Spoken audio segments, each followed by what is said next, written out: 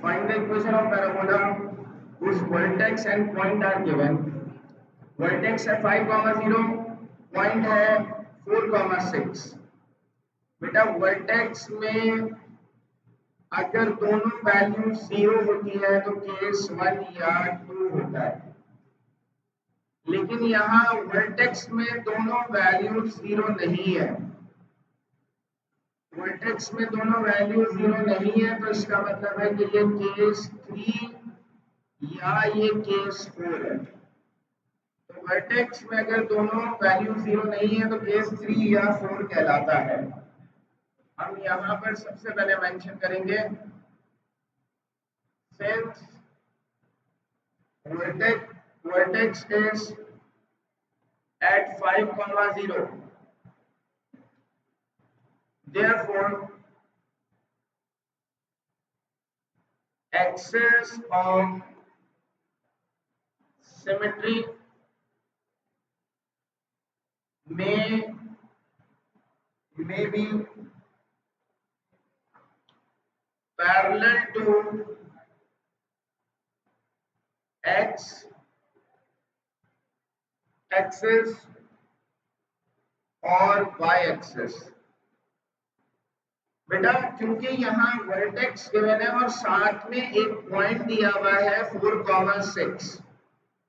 Vertex दोनों 0 नहीं है तो केस 3 या 4 है, लेकिन पॉइंट से आप ये नहीं बता सकते कि ये कौन सा केस है. तो आप पॉइंट से ये नहीं बता सकते कि ये केस 3 होगा या 4 होगा. तो हम कहेंगे कि ये केस 3 भी हो सकता है, केस 4 भी हो सकता है, दोनों हो सकते हैं. तो हम दोनों के लिए काम करेंगे यहाँ पर, मतलब दोनों केसेस के लिए अलग अलग इक्वेशन निकालेंगे. क्या करेंगे भाई? सबसे पहले केस नंबर 3. केस नंबर 3 कहता है भाई when the axis of parabola या axis of symmetry of parabola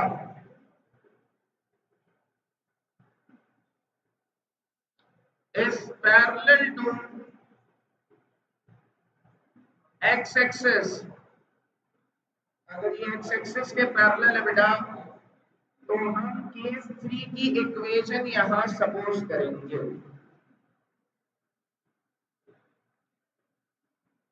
तो केस 3 की इक्वेशन क्या होती है वो हम यहाँ लिखते हैं. लेट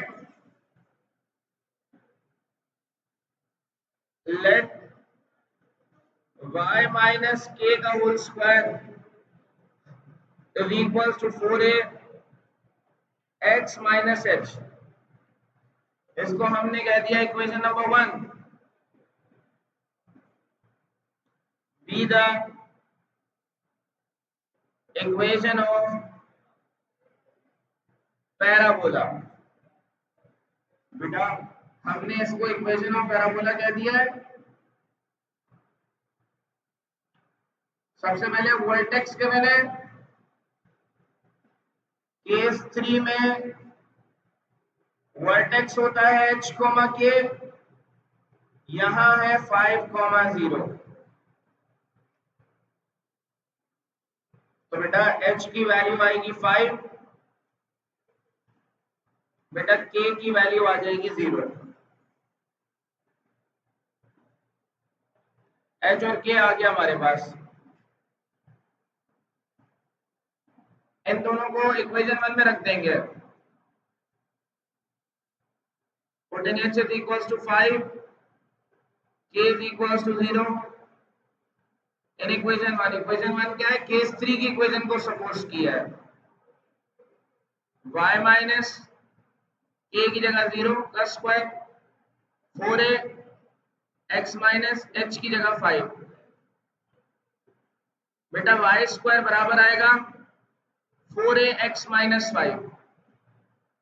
अब बेटा इस पैराबोला की इक्वेशन में क्या चीज अननोन है? a अननोन है. अगर a मिल जाए तो हमारे पास इक्वेशन आ जाएगी. हम यहाँ मेंशन करेंगे since 4,6 lies on the parabola. Parabola का ये पॉइंट है पैराबोला पे लाई कर रहा है तो ये पैराबोला की इक्वेशन को सेटिस्फाई करेगा। Therefore, they must satisfy the above equation. above equation को लाजमी सेटिस्फाई करेगा। ऊपर वाली इक्वेशन में x की जगह 4, y की जगह 6 रखेंगे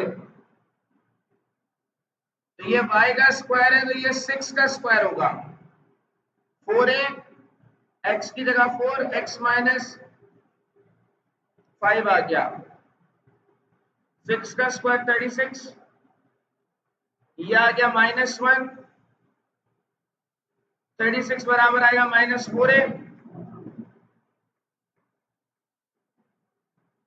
बेटा a की वैल्यू आ जाएगी -9।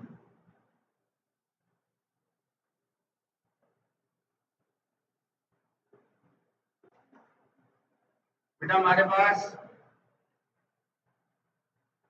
a अननोन था, यहाँ पर a की वैल्यू आ गई, a की वैल्यू सब्स्टिट्यूट कर देंगे तो इक्वेशन आ जाएगी।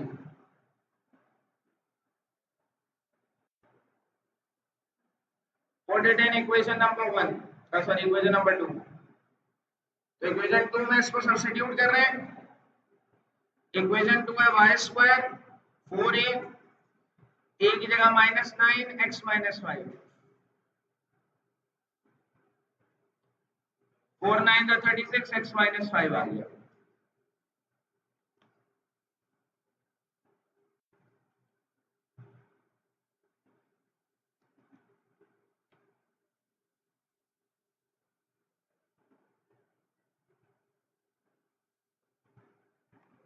तो बेटा एक इक्वेशन तो ये आ गई केस नंबर 3 की।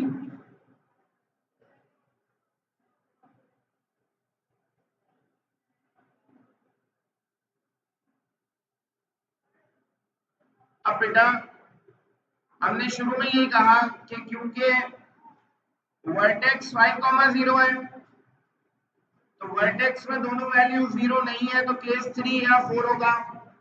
पॉइंट्स हम डिसाइड नहीं कर सकते कि कौन सा केस है तो हम केस 3 और 4 दोनों के लिए वैल्यूज निकालेंगे। अब बेटा केस 4 की बात करेंगे। For case 4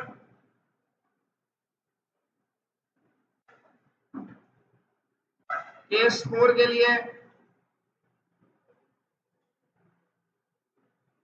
when the axis of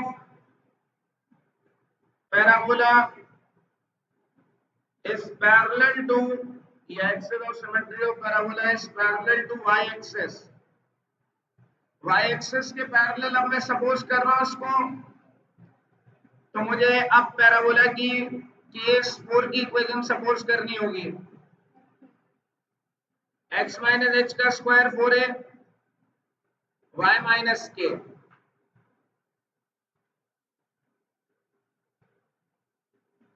इसमें मैंने इक्वेशन 1 कह दिया इसको।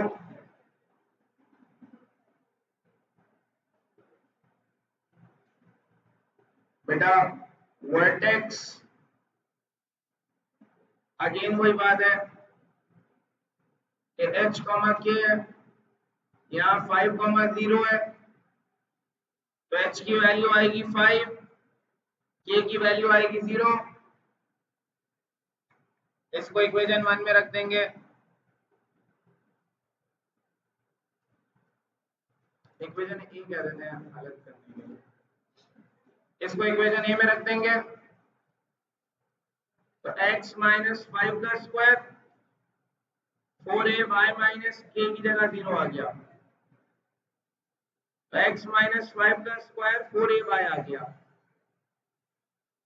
अगेन वही बात है कि इस इक्वेशन में बेटा इस इक्वेशन में अननोन है a निकालने के लिए हम कहेंगे भाई since 4,6 lies on the parabola, therefore they must satisfy the equation B। तो इसको सब्स्टिट्यूट कर देंगे। Putting x is equals to 4, y is equals to 6. x minus 5 का स्क्वायर, x की जगह 4 आएगा, 4 माइनस 5 का स्क्वायर 4a, y की जगह आ जाएगा 6, माइनस 1 का स्क्वायर 1 होगा, 6 4 का 24a, 1/24 आ जाएगी a की value.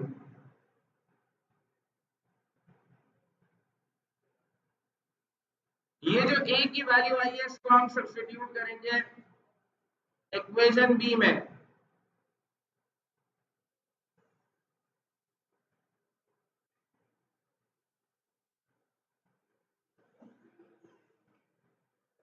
Put it in equation number B, मतलब इक्वेशन बी। ये आ जाएगा x माइनस 5 का स्क्वायर 4 a की जगह 1/24 y,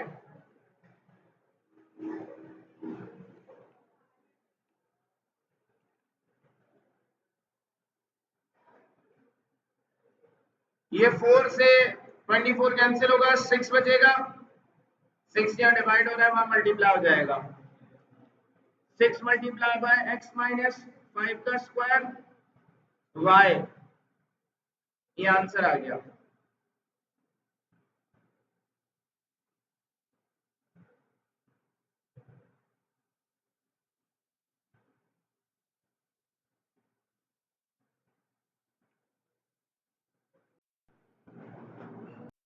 क्वेश्चन नंबर 8 का पार्ट 1 बिल्कुल करना तरीका यही है और उसके जैसा सवाल सॉल्व हुआ हुआ है एग्जाम्पल में पेज नंबर 284 पे। काम यही करना है, वहाँ केस 1 और 2 है, वो ज्यादा आसान है। अगर हेल्प चाहिए होगी तो क्वेश्चन नंबर 8 के पार्ट 1 की एग्जाम्पल से मिल जाएगी 284 पेज पे।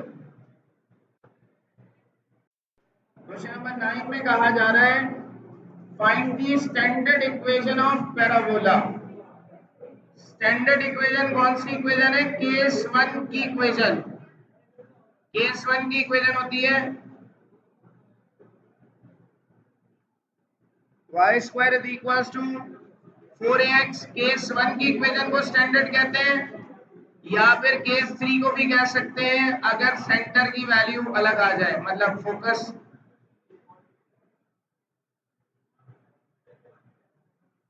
केस 3 की वैल्यू कोई कहेंगे, यहाँ आएगी नहीं दूसरी वैल्यू, मतलब बेटा standard equation of parabola case 1 की इक्वेशन को कहा जाता है। अब कह रहे हैं आगे, बेटा आप लोगों को कह रहा हूं उधर देख लो यार।